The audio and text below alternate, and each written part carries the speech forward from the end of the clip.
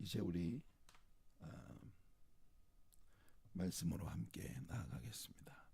오늘 아침에는 사사기 7장 1절부터 3절까지 말씀을 본문으로 해서 같이 하나님의 선별 작업 이라는 제목으로 함께 은혜를 나누도록 하겠습니다.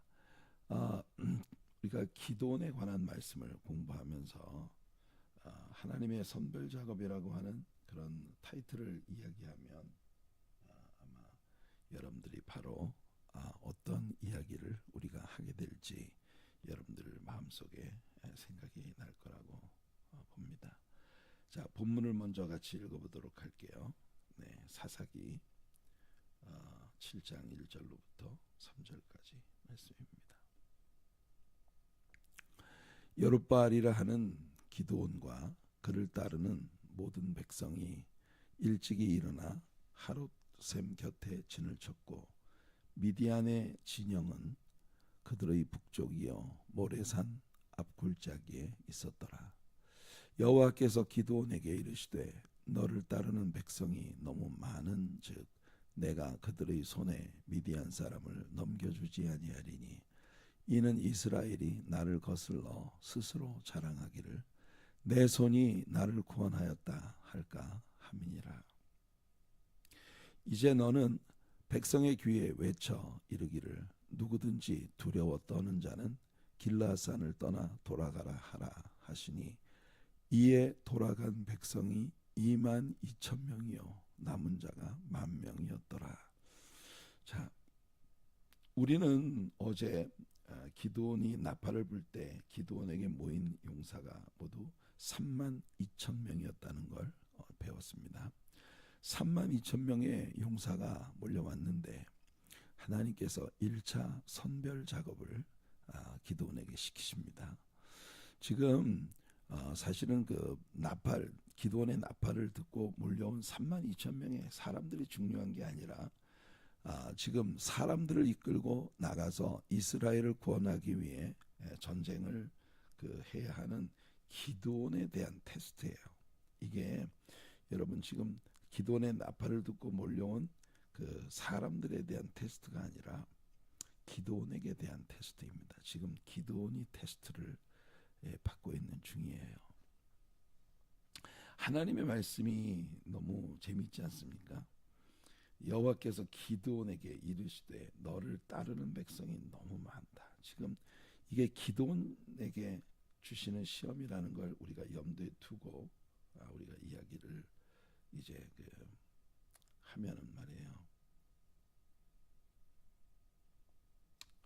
기드온에게 하나님이 하시는 말씀이 너무 많아. 너를 따르는 백성들이 너무 많아. 그래서 내가 그들의 손에 미디안 사람들을 넘겨주지 않을 거야. 왜 그러냐면 그 숫자가 많기 때문에 그들이 전쟁이 승리로 전쟁이 끝나고 난 다음에 스스로 자랑하게 될 거다. 32,000명이나 되는 군사들이 모여서 그 많은 군사들로 인해서 내 손이 나를 구원하였다.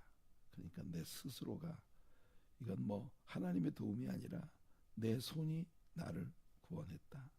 이렇게 이스라엘 사람들이 말을 할 것이다. 그게 하나님의 생각입니다. 그래서 나는 너희들을 돕지 않겠어. 자, 그래서 백성들을 향해서 기드온에게 말하라 합니다. 두려워 떠는 자, 두려워하고 떠는 자들은 다 떠나가라, 돌아가라. 정말 흥미로워요. 그냥 다른 말 하나도 없었어요. 너희 가운데 32,000명의 군사들 중에서 너희들 중에 무섭고 떨리는 자들은 다 돌아가라. 그랬더니 22,000명이 돌아가. 32,000명 중에 그냥 다른 조건 아무것도 없이 무섭고 떨리는 사람이 있으면 다 돌아가라. 그랬더니 기다렸다는 듯이 32,000명 중에 22,000명이 돌아갔어요. 그러니까 10,000명 남은 거예요. 그죠? 10,000명. 10,000명만 지금 기드온 곁에 남게 되었습니다. 크리스천의 삶, 그것은 정복을 당하는 삶이 되든지 정복하면서 사는 삶이 될 것인지 둘 중 하나입니다. 이 땅에 존재하는 모든 크리스천들은 하나님의 은혜로 정복하는 삶을 살든지 정복당하는 삶을 살든지 둘 중 하나입니다.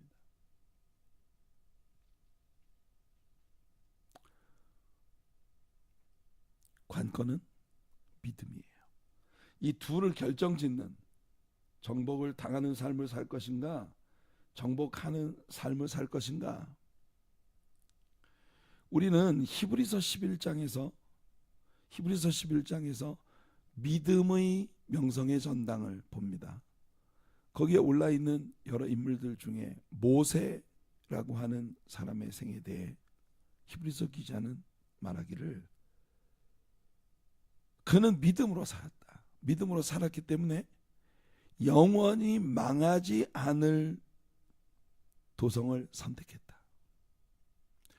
바로 왕과 함께 그때 당시에 가장 영화로워 보였던 애굽이라고 하는 나라의 왕자로 왕궁에서 살아가는 것보다 영원히 누구에게도 빼앗기지 않을 진정한 상급을 위해 하나님의 백성들과 함께 고난 당하는 일을 더 즐거이 여겼기 때문에 믿음으로 모세는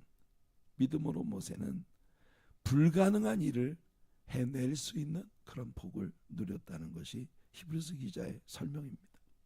성도 여러분, 우리는 크리스천으로서 오늘 어떤 삶을 살아가게 될 것인가에 대해서 결정해야 합니다.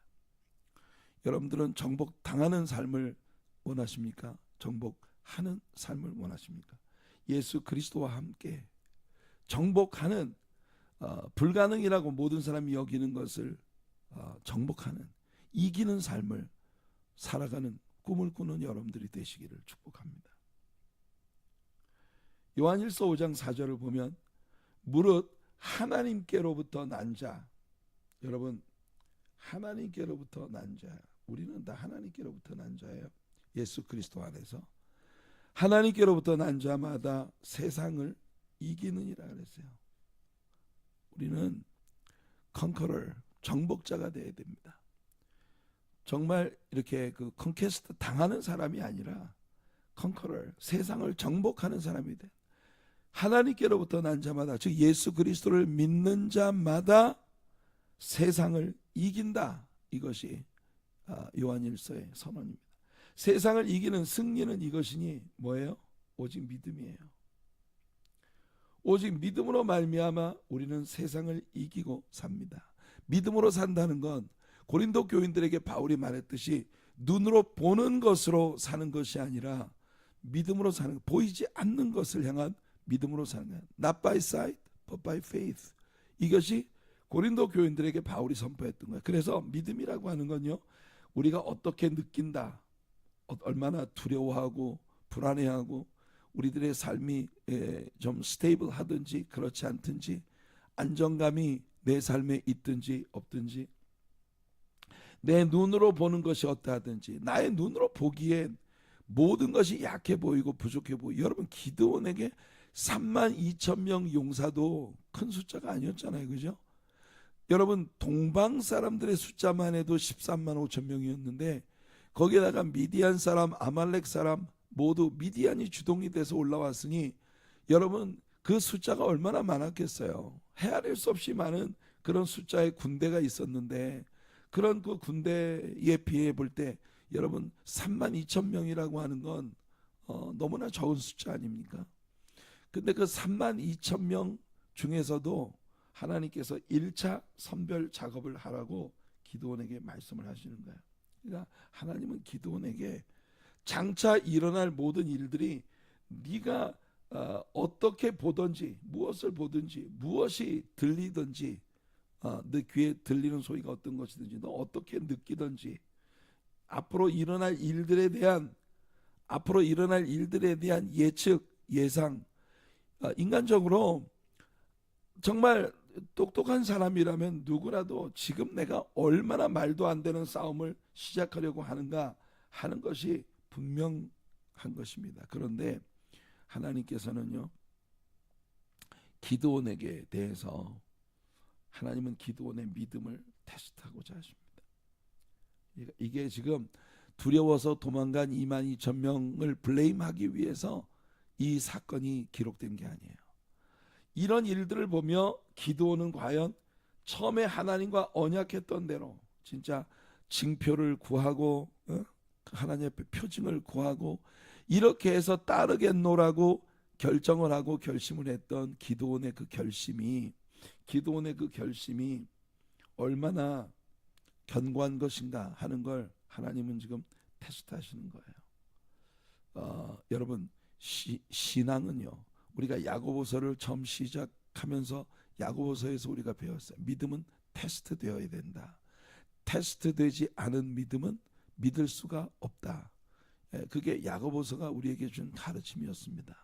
그래서 시험이 온다고 말할 때 if you fall into the various trial이 아니라 when you fall into the various trial이에요. 그러니까 if you 그렇게 말을 하면 안 일어날 수도 있어. 안 올 수도 있는데 만일 네가 if you fall into various trial 여러 가지 시험에 빠지게 된다면 그런 뜻이에요. 그러나 야고보가 하고 있는 말은 when입니다. when you fall into various trial이에요. 그러니까 이 말은 뭐냐면 반드시 온다. 네가 시험을 받아가지고 넘어지는 일이 너에게 반드시 일어날 거야. 그런데 그 시험이 너에게 올 때 기다리고 있어라. 분명히 온다. Sooner or later 분명히 온다. 그러나 기다리고 있다가 기대하고 있다가 시험에 빠지면 그러니까 이건 뭐냐면 조건절이 아니에요. 올지 안 올지 모르지만 혹시라도 운 나쁘게 너에게 시험이 닥쳐온다면 이런 뜻이 아니에요. 시험은 반드시 온다. 우리의 믿음은 반드시 시험된다는 것을 야고보도 이야기했습니다. 지금 기드온이 하나님을 믿고 따르기로 결정을 했는데 그 믿음이 얼마나 견고한 것인가. 하나님은요 그 믿음을 테스트해보자고 하시는 겁니다. 그래서 지금 우리가 펼쳐놓고 있는 사사기 7장 1절로부터 8절까지의 말씀 가운데 1차, 2차에 걸친 하나님의 테스트가 나옵니다. 시험되지 않은 믿음은요 믿을 수 없어요. 우리는 우리 공동체에 어떤 일이 생기면 모두 저마다 이야기합니다. 우리는 믿음으로 나아가야 합니다. 그런데 그 믿음이 누구의 믿음을 말하는 걸까요? 많은 경우에 사람들은 어떤 어려운 일이 다가오고 무슨 문제가 다가오면 모두 다 입을 모아 말해요. 우리 믿음으로 살아야 됩니다. 그런데 그 믿음이 누구의 믿음일까요? 우리는 마음속에 저마다 막연하게 생각합니다. 누군가의 믿음, 누군가가 우리 가운데 누군가가 믿음으로 이 모든 일을 행하면 우리가 극복할 수 있습니다. 그런데 하나님께서 원하시는 건요, 우리의 믿음, 여러분 자신의 믿음이에요. 신앙생활을 누군가 우리 가운데 슈퍼히어로가 있어서 그 사람의 믿음으로 이런 때 우리 중에 믿음의 사람이 있어야 우리가 부응할 텐데 우리 중에 누군가의 믿음이 있어야 우리가 승리할 텐데 하지만 하나님께서 우리에게 요구하시는 건 우리 각자의 믿음이에요. 우리가 믿음을 가져야 됩니다. 우리는 늘 누군가 우리 곁에 사람의 또는 지나온 나의 과거의 신앙생활 속에서 누군가를 만났던 그 사람의 영웅적인 믿음에 대한 이야기를 우리는 자주 합니다. 내가 과거에 어떤 목사님을 아는데 진짜 믿음의 사람이었어. How about you? 주님께서 우리들에게 묻고 계시는 건 바로 그겁니다. 우리는 과연 지금 현재 어떤 믿음을 가지고 있는가? 하나님은 그걸 우리에게 보여주고 싶어 하시는 겁니다. 여러분들의 부모님이 대단한 믿음의 소유자 있을 수도 있었겠죠. 근데 여러분들의 부모님의 믿음이 여러분에게 과연 무슨 역할을 할까요? 여러분이 믿고 있는 여러분들이 함께 교회 생활을 하는 어떤 권사님 혹은 어떤 장로님의 믿음에 대해 여러분들이 늘 입이 정말 닳도록 그렇게 얘기할 수 있어요. 하지만 그것이 여러분들에게 무슨 효과가 있을까요? 하나님은요, 우리들의 믿음을 테스트해 보기 원하시고 우리 각자가 견고한 믿음을 갖기를 원하십니다. 하나님이 우리들의 믿음을 테스트하는 두 가지 이유가 있는데요. 첫 번째로 우리의 믿음이 가짜인지 진짜인지를 우리에게 보여주시기 위한 겁니다. 하나님께서 우리들에게 우리의 믿음이 진짜인가, 우리의 믿음이 진짜인가 가짜인가, 그거를 하나님은 이미 알고 계시거든요. 근데 중요한 게 뭐냐면 우리가 몰라요. 우리가 내가 맨날 믿습니다 믿습니다 말을 하는데 그 믿음이 진짜인가 가짜인가 그걸 우리가 몰라요. 그래서 하나님이 우리에게 우리가 가지고 있는 그 믿음의 정체가 무엇인가 하는 것을 보여주고자 하시는 겁니다. 이게 테스트의 이유예요. 자, 기드온에게 주신 하나님의 첫 번째 테스트, 그것이 오늘 우리들의 본문인데요. 이 첫 번째 테스트를 통해서 하나님은요 속가내기를 하십니다. 속가내기를 하는 sifting. 여러분들 왜 어렸을 때 우리 어머님이 키즈를 이렇게 하셔요.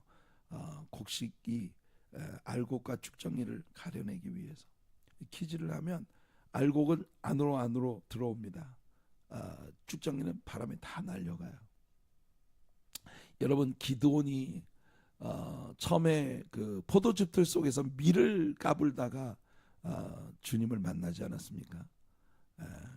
근데 하나님께서는 지금 기드온을 따른다고 모여든 32,000명의 용사들에 대해서 첫 번째 테스트를 주시는 거예요. 하나님께서 우리에게 맡기신 사명을 감당하려면 무엇보다도 우리의 믿음이 더 견고해져야 해요. 하나님은 승리의 정상으로, 승리의 산정으로 우리를 이끄시기 전에 우리를 먼저 시험의 골짜기로 데려가십니다. 스펄전 목사님은 하나님의 약속들은 고난의 용광로 안에서 더욱 빛난다.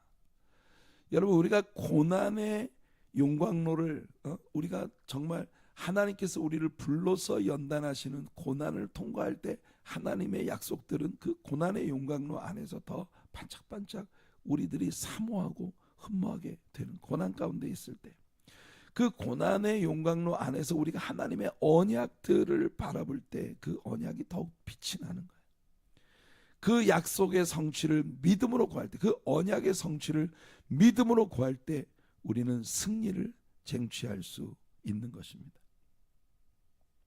오늘 본문에서 하나님은 첫 번째 테스트를 하시는 것을 보는데요. 기드온의 군대를 선별하는 첫 번째, 두 차례에 걸쳐 선별하시는데 첫 번째 선별 작업이 나옵니다. 속가내기.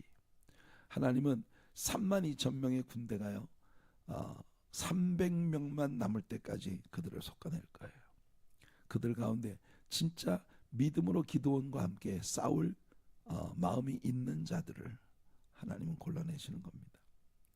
만약 기드온의 믿음이 그를 따르는 군인들의 숫자에 있다면 당연히 하나님의 기질이 끝났을 때, 하나님의 선별 작업이 끝났을 때 기드온에게 남아있는 용사는 여러분 300명밖에 안 될 거거든요. 그럼 기드온은 당연히 믿음 없이 이 일로부터 돌아서고 말 거예요. 그러니까 여러분, 처음에 기드온이 하나님을 만났을 때 그 입에 불평과 원망과 오직 자기 자신밖에 모르는 그런 그 생각들이 있었던 걸 우리 기억하지 않습니까?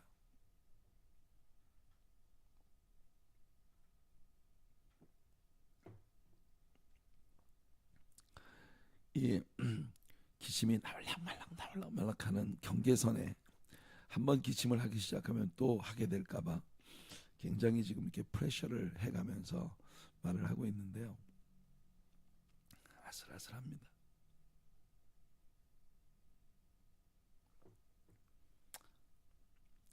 지금 기드온의 믿음이 테스트를 받고 있는 중인 거거든요. 그래서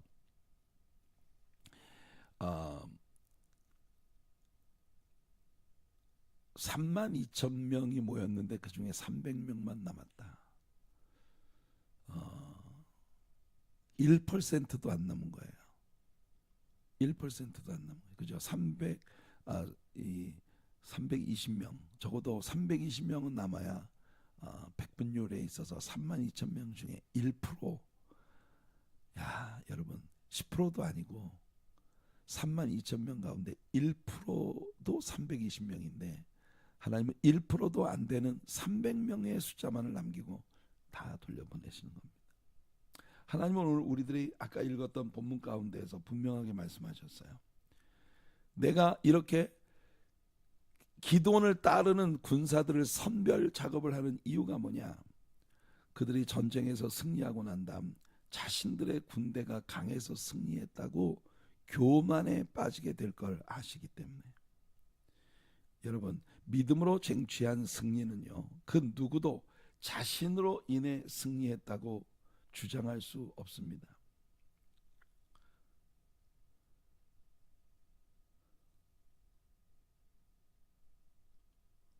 이 말씀이 왜 여기 남아있죠? 밥 쿡이라고 하는 킹스 칼리지라는 신학교의 총장이었고 많은 저술가로서 이제 작품을 글을 남긴 밥 쿡이라고 하는 분이 계시는데, 그분이 하는 말이, 여러분의 사역 안에서 무슨 일이 벌어졌는지를 설명할 수 있다면 그것은 하나님이 하신 일이 아니다. 상당히 의미심장한 이야기를 했어요. 하나님의 어떤 역사가 있었어요. 그런데 하나님께서 행하시는 일은 우리 사이드에서 이해가 굉장히 어려워요. 어떻게 이런 일이 벌어질 수 있지? 어떻게 이런 일, 불가사의해. 우리 중 어느 누구가 이 일을 설명해낼 수 없어요. 여러분, 근자에 우리 하나님의 사랑교회가 경험한 일을 한번 생각해 보실래요?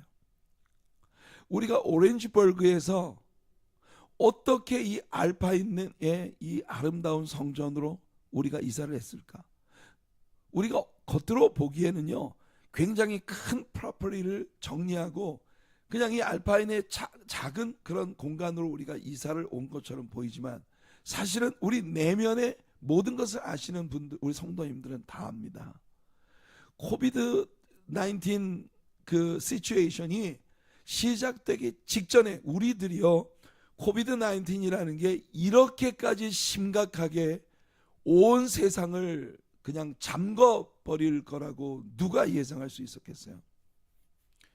정부에 의해서 교회가 공식적으로 예배를 모이지 못하게 되는 조치가 일어나게 되리라는 걸 누가 알았겠습니까?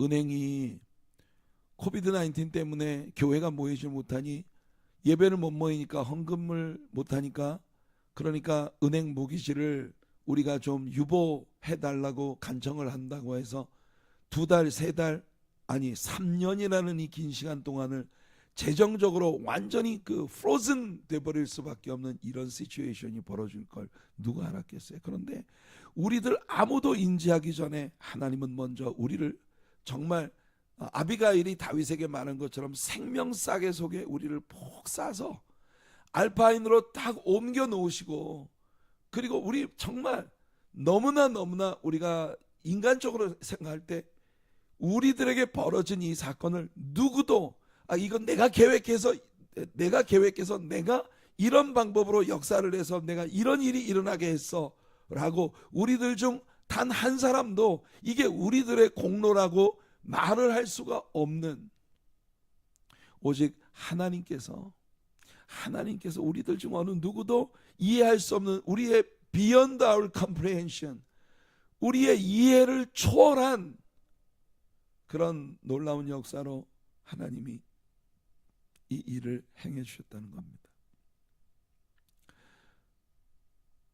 만일 우리 안에서 벌어진 일을 이런 식으로 누군가가 계획을 해서 누군가에 의해서 영웅적인 어떤 한 사람의 굉장히 그 히어로익한 영웅적인 어떤 사람의 행동과 삶을 통해서 이런 일이 벌어졌다고 만일 우리가 설명할 수 있다면, 무슨 일이 what happened, 무슨 일이 벌어졌다고 우리 중에 누구라도 설명할 수 있다면 그건 하나님의 역사가 아니다. 하나님이 하신 일이 아니다. 그건 사람이 한 거야. 사람들은 누구나 이 세상에 벌어진 모든 일에 대해서 그게 다 나 때문인 것처럼 포장하는 영웅이 되고 싶은 유혹을 받는다는 겁니다. 교회 역사 가운데 수없이 많은 문제들이 교회 안에서 벌어질 때 교회 안에서 벌어지는 모든 일들의 내면에 뭐가 있냐면 내가 영웅이라는 그런 생각, 내가 영웅이라고 하는 그런 생각에 빠진 사람들로 인해서 여러분이 교회 안에서는 끊임없이 문제가 벌어지는 거예요. 우리는 유사야, 우시아라고 하는 유다의 왕을 압니다. 그 유다의 왕이 영웅 심리를 가지고 교만으로 치닫게 되었을 때 그가 결국 제사장들만이 할 수 있는 일, 내가 왕인데, 제사장이 하는 일을 내가 왕인데 내가 왜 못해? 내 나라 안에서 벌어지는 일인데. 여러분, 내 나라 안에서 벌어지는 통치자로서의 영역 안에 있는 일이라 하더라도 하나님을 신앙하고 하나님을 섬기는 일은 하나님께서 어사인 하신 사람만이 하실 수 있는 겁니다. 성경에서 직접 읽어볼게요. 역대하 26장 15절과 16절 말씀을 보시면 또 예루살렘에서 재주 있는 사람에게, 그러니까 우시아의 업적에 대한 설명이 쭉 이어지는 중이에요. 예루살렘에서 재주 있는 사람들에게 무기를 고안하게 하여, 여러분 이 우시아가 그때 당시에 무기를 고안하게 했다.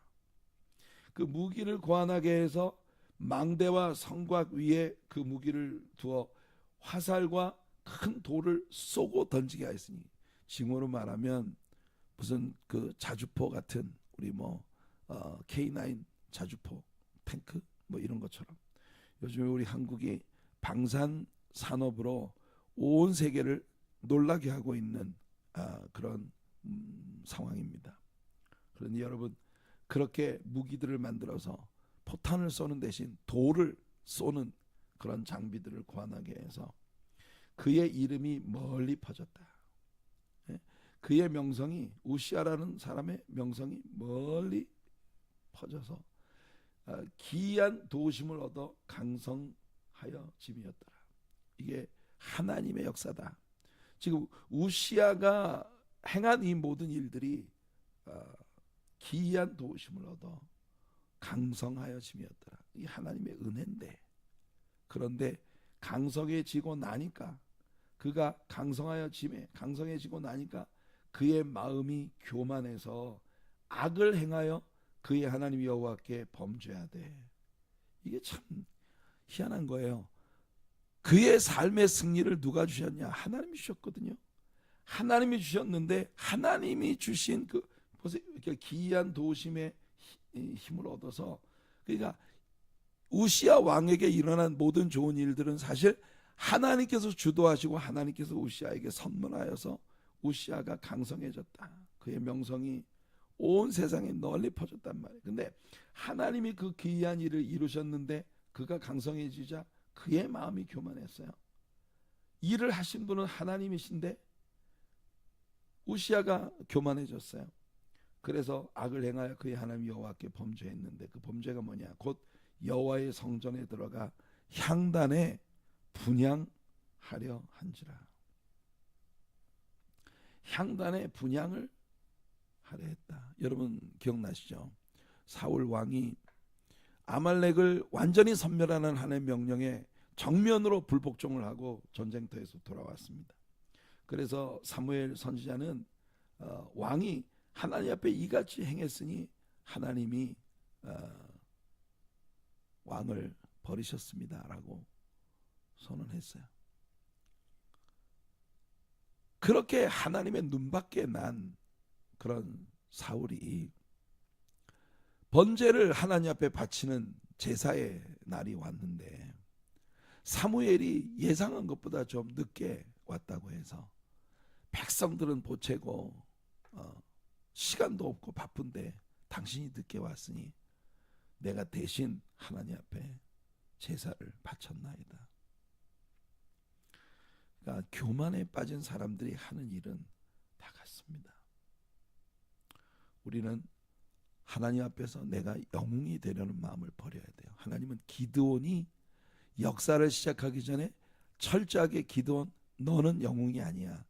앞으로 어떤 위대한 역사가 벌어져도 그건 네가 하는 게 아니야 라고 하는 것을 하나님께서 기드온에게 분명하게 보여주시는 겁니다. 그게 지금 이 시험을 통과해가며 이를 이루시는 분이 내가 아니라 하나님이시구나 라고 하는 걸 명확하게 하나님이 하시는 겁니다. 그래서 이런 믿음을 깨달은 바울이 우리에게 들려주는 것은 내가 그리스도를 위하여 약한 것들과 능력과 궁핍과 박해와 곤고를 기뻐하노니.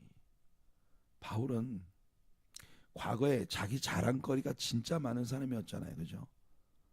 빌립보서 3장에 나오는 예수님을 만나기 이전에 자신의 자랑거리들에 대한 바울의 이야기를 들어보세요. 나는 정통 히브리인이고 유대인이고 바리새파 사람이고 가말리엘의 문화에서 공부를 했고 율법적인 열심으로 말을 하면 교회를 핍박하기까지 했고 많은 예수 믿는 자들을 옥에 넘겼고 회당들을 찾아다니며 예수를 믿는 자들로 하여금 강제로 예수님을 모욕하는 말을 하게 하는 이와 같은 일들, 과거에 화려했던 자신의 이력, 그걸 자랑으로 삼았지만 이제 내게 남은 자랑은 예수님의 십자가밖에 없다. 그것이 바울 사도의 고백이에요. 그래서 바울은 말합니다. 이는 내가 약한 그때에 강함이라. 내가 지금 현재 내 삶에 남아있는 자랑거리는 오직 내가 약한 존재라는 것밖에 없다. 왜? 내가 약한 존재라고 하는 것이 드러날 때 이렇게 나약한 내가 이렇게 하나님의 아름다운 역사에 쓰임을 받고 있다는 것을 통해 오직 하나님만 영화롭게 되어지기 때문에 저와 여러분들의 생애 속에서 오직 하나님만 영화롭게 되어지는 그런 은혜가 반드시 나타나게 되기를 바랍니다. 그럴 때 하나님은 우리와 우리들의 교회를 더 영광 가운데 사용하실 거예요. 자, 우선 두려워하는 자들은 집으로 돌아가라고 말할 때 사실 기도는요, 이것이 단순히 마음에 안 드는 이야기를 하나님이 하시는데 그냥 어쩔 수 없이 따라서 하고 있는 것보다 기도원이 율법에 쓰여진 대로 행하는 일이 되었어요. 그러니까 하나님은요 상당히 유머가 있으시고, 그리고 무슨 일을 행하더라도 하나님은요 앞뒤가 맞지 않는 일을 하지 않으십니다. 기도원을 지금 기도원의 믿음을 테스트하시는데 기도원의 믿음을 테스트하는 그것이 뭐냐? 이미 신명기에서 하나님께서 말씀하셨던 그대로 하시는 거예요. 여러분, 신명기 20장을 보면 너희들이 가나안 땅에 들어가서 사는 중에 전쟁이 벌어져서 막상 너희들이 싸우러 나가보면 너희들의 대적이 너희들보다 수가 많고 강한 것을 볼 때가 있을 것이다. 그래도 두려워하지 말아라. 첫째, 원수들을 보지 말고, 둘째, 너희 자신도 보지 말고 너희들과 함께하는 나 여호와만 바라보아라. 그러면서 하나님은 그때도요 이 이스라엘 백성들이 전쟁을 하러 나갈 때의 원칙을 하나님이 주시는데, 그 원칙이 뭐냐? 집을 지어놓고 그 집에 한 번도 살지 못하고 전쟁터에 나온 사람이 있으면 다 돌려보내라. 왜? 이 사람은 싸움을 해야 되는데 마음이 그 집에밖에 없어요. 결혼을 해놓고 자기 와이프하고 첫날 밤도 보내지 못한 채 전쟁터에 나와 있는 사람이 있으면 그 사람은 싸움에 집중 못한다. 돌려보내라. 자기 막 결혼한 와이프를 다른 남자가 차지하게 될까봐, 다른 남자가 차지하게 될까봐 가서 집으로 돌아가라고 다 보내라. 그 말씀 가운데 책임자들은 이 전쟁터에 나가는 데 있어서 책임자들은 백성들에게 말해서 두려워 마음이 허약한 자가 있느냐? 그는 집으로 돌아갈지니 그의 형제들의 마음도 그의 마음과 같이 낙심될까 하노라. 여러분, 하나님께서 이 기도원을 따르겠다고 나온 32,000명의 사람들 가운데 1%도 남기지 않고 모두 돌아가게 만든 이유는 뭐냐? 여러분, 첫째는 전쟁에 이기고 나면 이런 사람들이 오히려 나 때문에 이겼다고 자랑질을 할 거고, 그 다음에 두 번째는요, 이런 사람들의 마음에 있는 그 불편함은 옆에 정말 충성스럽게 싸움을 하려고 하는 사람들의 마음에 금세 불평과 원망을 전염시킬 수 있다. 그래서 하나님의 선별 작업은요, 단순히 두렵고 무서운 사람들을 돌려보내는 그것으로 끝나는 게 아니라, 두렵고 무서운 이 사람들의 마음이, 두렵고 무서운 사람들의 마음이 옆에 열심히 싸우려는 군인들의 마음마저 병들게 만들 수 있기 때문에, 캠플 몰간이라고 하는 저 유명한 목사님이 하신 말씀이, 오늘날의 문제는, 오늘날의 교회 공동체와 신자들의 문제는 두려워하며 떠는 자들, 아직까지 완전히 믿음으로 헌신되지 않은 자들이, 그러니까 지금 당장 하나님이 두렵고 떠는 사람 돌아가라, 하나님의 일에 집중하지 못하고 너의 마음이 너의 집에 있거나 돈에 있거나 또는 세상 어떤 명예에 있거나 그래서 권세에 있거나 그래서 네가 하나님의 일에 집중하지 못하고 맨날 어딘가 다른 곳으로 이렇게 향하는 그런 마음을 가지고 있다면 다 돌아가라. 그게 하나님의 원칙인데, 두렵고 떠는 사람들이 여호와의 군대에 여전히 남아 있으려 하는 것이 오늘날의 교회 공동체의 큰 문제다. 그러니까 하나님 앞에 완전히 집중하지 못하는 이런 마음을 가진 채 하나님의 일에 계속 인볼브되고 있는 것이 문제다, 그 말입니다. 두려워 떠는 자들의 교회의 숫자가 줄어드는 것은 도리어 은혜롭고 영광스러운 소득이라고 워런 뮤얼스비가 말했습니다. 전쟁이 끝난 후에 교만은 하나님의 영광을 도둑질해 갈 거고요, 전쟁 중의 두려움은 하나님의 군사들의 용기와 힘을 훔쳐가는 일을 할 겁니다. 두려움은 굉장히 빠르게 전염되어 나갈 수 있거든요. 한 명의 소심한 군사가 대적들의 군대가 주는 외적인 그런 데미지보다 훨씬 더 파괴적입니다. 두려움과 믿음은 결코 동거할 수 없어요. 예수님이 제자들에게 너희가 어찌하여 두려워하느냐, 너희가 어찌하여 믿음이 없느냐 말씀하실 때, 두려움과 믿음은 완전히 상반되는 함수관계에 있다는 걸 우리 주님은 분명히 선포하신 것입니다. 존 웨슬리는 이렇게 기도했어요. 이 감리교의 창시자인 메소디스트 존 웨슬리는 유명한 기도를 남겼습니다. 내게 죄 외에는 그 무엇도 두려워하지 않는 사람, 하나님 외에는 그 무엇도 사랑하지 않는 사람 100명만 주시옵소서. 내가 지옥의 문을 흔들어 놓겠나이다. 이게 웨슬리의 기도입니다. 얼마나 멋진 기도입니까? 웨슬리가 이 기도를 할 때 그는 아마 기도 내 300명 용사를 염두에 두고 말했을 것입니다. 나에게 진정한 믿음을 가진 사람 100명만 주시옵소서. 그러면 지옥의 문을 흔들어 놓겠나이다. 오늘 우리에게 적용할 말씀입니다. 너희 중 한 사람이 1000명을 쫓으리니, 우리가 이 사사기에 들어오기 전에 마지막으로 여호수아서의 끝자락에서 배웠던 말씀이에요. 너희 중 한 사람이 1000명을 쫓을 것이다. 이는 너희의 하나님 여호와 그가 너희에게 말씀하신 것 같이 너희를 위하여 싸우심이라. 여호와 그가 싸우시기 때문에, 너희 하나님 여호와 그가, 이게 주어예요. 그가 싸우심이라. 그가 싸우셔요. 우리는 여호수아서를 공부하면서 줄곧 배웠습니다. 여호수아서에 나오는 이스라엘 백성들의 싸움의 양상은 절대로 이스라엘 사람들이 나가 싸워서 획득하는 것이 아니라 하나님이 먼저 싸워서 다 취하여 이스라엘 백성들에게 선물로 주신 것이다.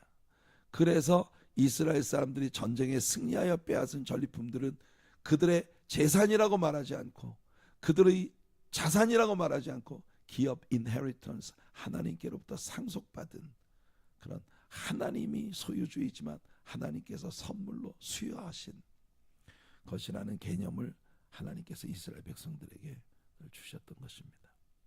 오늘 믿음으로 살아가는 저와 여러분들이 되어 이 시대에 하나님께서 우리들의 삶의 환경을 통해 많은 종류의 시험을 주심으로써 우리의 믿음이 진짜 하나님을 의지하는 믿음인지 그것을 하나님이 드러내시겠지만, 그 모든 것들 속에서 하나님의 아름다운 뜻을 이루어드리는 믿음의 용사들로 주님께 쓰임받는 저와 여러분들이 되기를 예수님의 이름으로 축복해 드립니다.